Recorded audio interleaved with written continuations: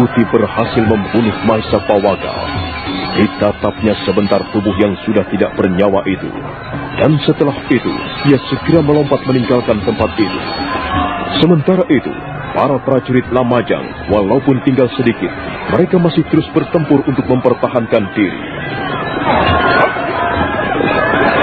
Ayo kawan-kawan, maju terus! Jangan biarkan mereka menginjak kita! Ayo maju!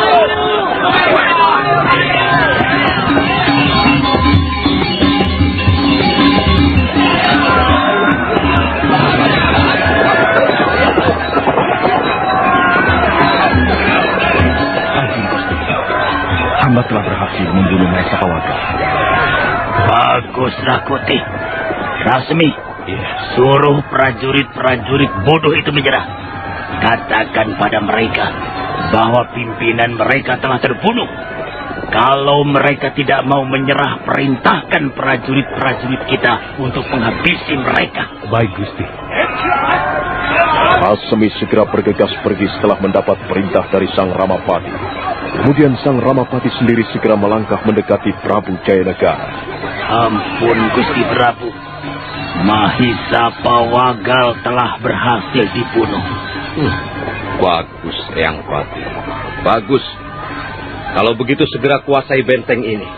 Habisi saja sisa-sisa prajurit Lamajang yang mencoba melawan. Hamba sudah memerintahkan Rasmi untuk menyuruh sisa-sisa prajurit Lamajang menyerah. Dan kelihatannya benteng Pajaragan ini akan segera kita kuasai, Gusti. Bagus, Eyang Pati. Kalau begitu kita langsung menerobos ke dalam saja. Aku mau tahu, tinggal berapa banyak lagi kekuatan para prajurit benteng Lamajang ini. Silahkan, Gusti Prabu. Prabu Jayanegara segera menepuk punggung gajah, memberi isyarat agar gajah itu segera melangkah. Dengan diiringi kurang lebih 30.000 prajurit Majapahit, rombongan Prabu Jayanegara menerobos ke dalam benteng.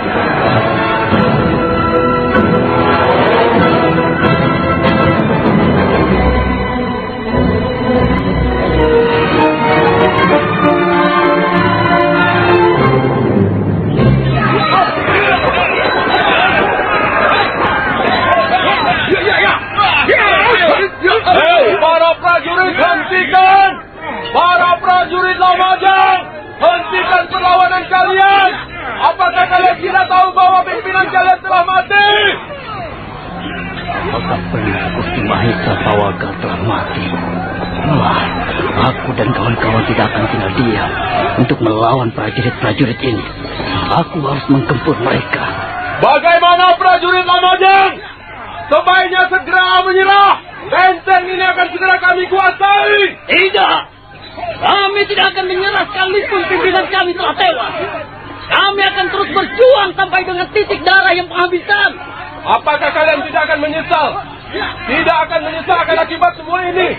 Sebaiknya kalian menyerah saja. Dengan begitu, kesalahan kalian akan diampuni Gusti Prabu. Cukup! Kau tak perlu mengumbar mulut prajurit Majapahit.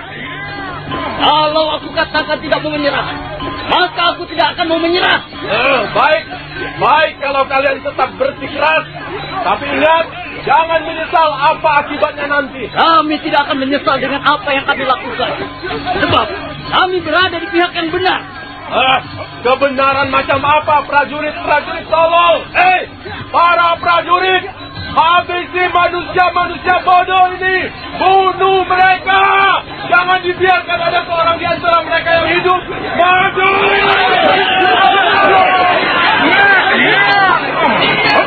Sekalipun prajurit-prajurit Lamajang tinggal sedikit, namun rupanya mereka masih memberikan perlawanan yang sengit.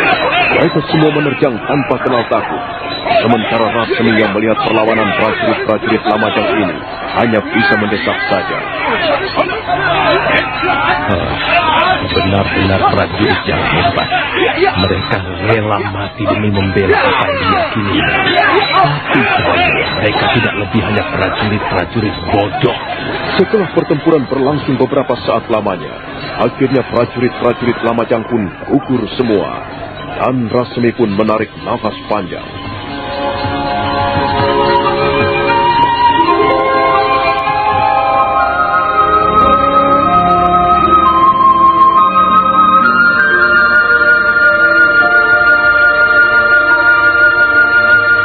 Mayat-mayat para prajurit, baik prajurit Lamajang atau prajurit Majapahit, bergelimpangan di mana-mana. Semua itu nampak dalam suasana yang mengerikan. Prabu Jayanegara segera turun dari atas punggung gajah.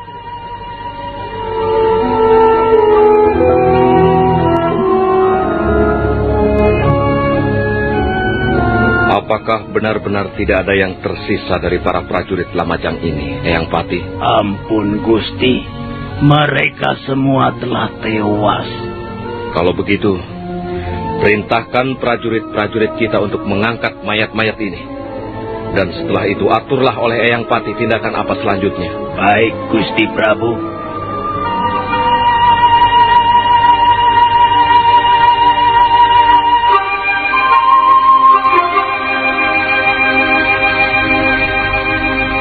Benteng Pajarakan sekarang dikuasai para tentara Majapahit. Keadaan benteng itu pun kembali menyedihkan seperti ketika belum dipugar Maisa Pawagal. Setelah beberapa saat, para prajurit Majapahit menyingkirkan mayat-mayat. Kemudian Sang Ramapati pun segera memanggil anak-anak asuhnya.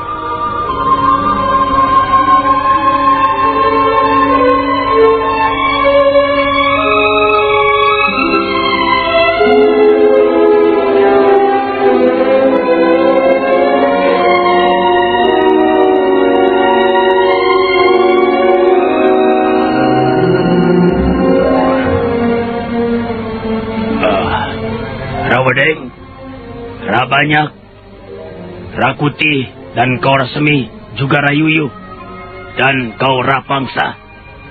Aku rasa sekarang sudah saatnya kita membagi tugas. Dan aku harapkan tugas-tugas yang kalian lakukan ini dapat kalian laksanakan dengan baik. Sebelum aku membagi-bagikan tugas, apakah ada pertanyaan yang ingin kalian ajukan? Tidak, Gusti. Tidak ada, Gusti. Hamba ada, Gusti. Ya. Tetapi pertanyaan hamba ini hanya menyangkut masalah penyerangan, Gusti. Kapan Gusti akan memerintahkan penyerangan? Apakah pada siang hari atau malam hari, Gusti? Terserah kalian, siang atau malam. Yang jelas, setelah aku membagikan tugas, kalian sudah harus meninggalkan benteng ini bersama para prajurit yang kuperintahkan. Baik, Gusti. Rabareng, kau dan teman-temanmu kutugaskan untuk membersihkan prajurit Lamajang yang berada di desa Kancipuri. Baik, Gusti.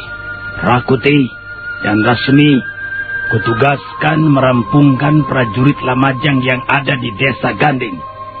Dan untuk menerobos ke istana Lamajang, aku bersama Gusti Prabu. Apakah kalian sudah paham? Paham, Gusti. Bagus. Kalau begitu sekarang juga kalian boleh berangkat bersama-sama prajurit yang sudah kuperintahkan. Baik, Gusti.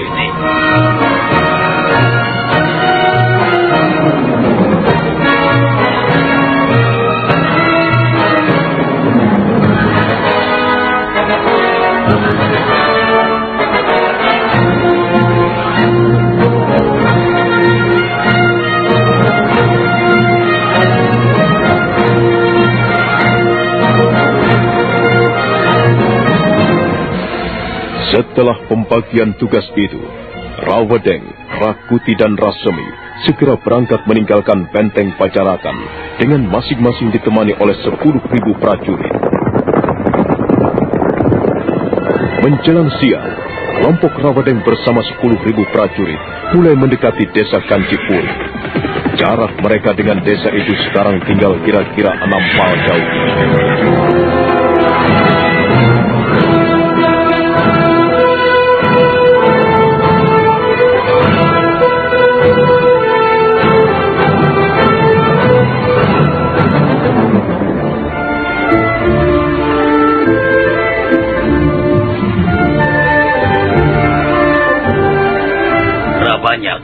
Sebaiknya kita tinggalkan dulu para prajurit kita di sini. Aku ingin menyelidiki dulu desa itu. Barangkali ada telik sandi dari prajurit Lamajang yang bisa kita tangkap. Rayuyu, apakah tidak berbahaya bagi kita sendiri Kenapa harus takut, Rabanyak? Kita toh tidak memasuki desa itu. Kita ini hanya melihat dari jarak tertentu. Ya, terserah kaulah. Para prajurit, kalian semua jangan meninggalkan tempat ini sebelum kami berdua kembali. Paham? Paham. Ayo Rabanyak, kita harus segera melihat tempat itu sebelum malam tiba. Ayolah.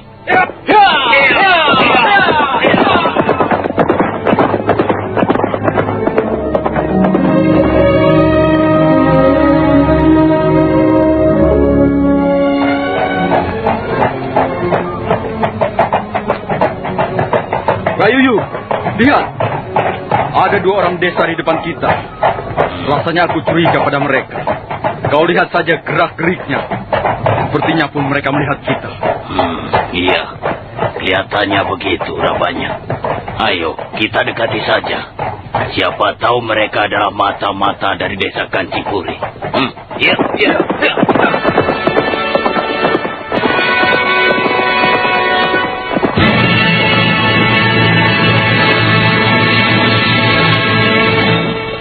Benar saja apa yang dilihat Rabanyak.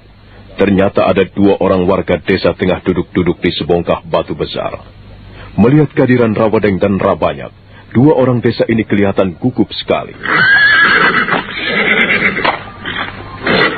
Hei, sedang apa kalian duduk-duduk di sini? Kami sedang menunggu kawan kami yang sedang ke dalam hutan sana. Sepertinya kalian tidak menaruh hormat sama sekali pada kami berdua. Apakah kalian tidak tahu bahwa kami ini adalah para prajurit Majapahit? Kami tahu, Tuan. Dari pakaian Tuan berdua saja, kami sudah bisa menebaknya. Rayuyu, sepertinya kedua orang desa ini sangat mencurigakan sekali. Rasanya aku tidak percaya pada kalian bahwa kalian adalah orang desa. Terus terang sajalah. Apakah kalian adalah mata-mata dari Lamajang? Saya tidak mengerti maksud Tuan. Apa yang Tuan curigai dari kami berdua? Kami hanyalah orang-orang desa yang tidak tahu apa-apa, Tuan. Kalian rupanya masih mencoba menutup-nutupi diri, ha? Rabanyak, ayo turun. Rawadeng dan Rabanyak kemudian turun dari atas punggung kudanya. Mereka lalu mendekati 2 orang itu. Kedua orang yang mengaku sebagai orang desa itu kelihatan semakin gugup ketika Rawadeng dan Rabanyak menghampirinya. Kami berdua adalah prajurit Majapahit. Dan kami punya wewenang untuk bertindak kasar bagi seseorang yang gerak-geriknya sangat mencurigakan. Ayo, mengakulah. Apakah kalian mata-mata dari Lamajang? Benar. Kalau kalian mengaku secara terus terang, mungkin kami pun tidak akan berbuat kasar pada kalian berdua. Nah, sekarang lebih baik berterus teranglah. Apa yang harus kami katakan, Tuan? Kami berdua benar-benar hanya orang desa biasa. Jadi kalian tidak mau mengaku? Kami harus mengaku bagaimana, Tuan? Mengakulah bahwa kalian adalah mata-mata dari Lamajang. Kalau kalian tidak mau mengaku, maka kerisku ini akan bersarang di tubuh kalian. Kenapa sikap Tuan sebagai prajurit kasar seperti ini? Tuan berdua tidak bisa memaksa kami dengan cara yang kasar.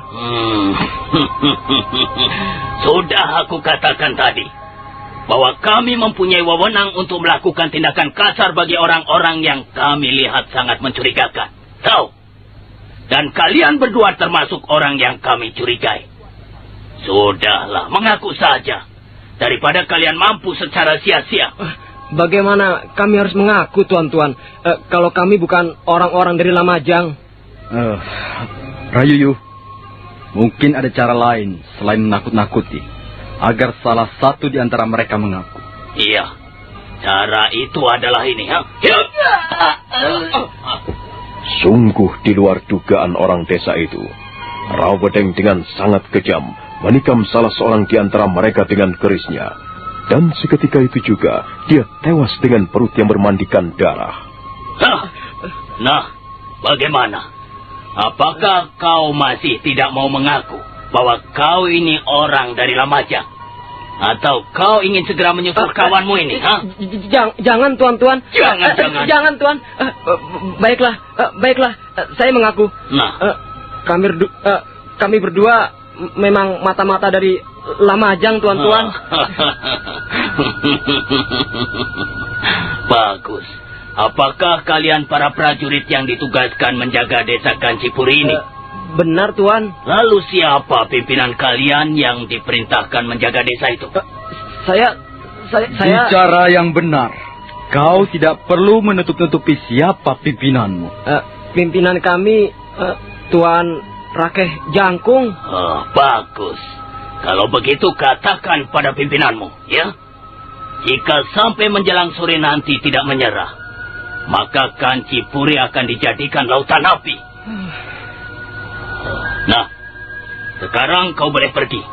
Dengan wajah pucat ketakutan, orang desa yang ternyata adalah mata-mata dari Lamajang segera bergegas pergi meninggalkan tempat itu. Sementara Rawedeng dan Rabanyak segera kembali naik ke punggung kudanya. Warat. Ternyata yang menjaga desa Kancipuri adalah Rakeh Jangkung. Sejak semula aku sebenarnya sudah menduga bahwa dia berpihak pada Nambi. Lalu sekarang, bagaimana menurut pendapatmu? Iya, kalau sampai menjelang sore nanti Rakeh Jangkung tidak mau menyerah juga, maka akan kita bikin desa Kancipuri menjadi lautan api. Kita hancurkan semua penghuni desa itu. Rabanyak, ayo kita kembali ke pasukan kita. Ya.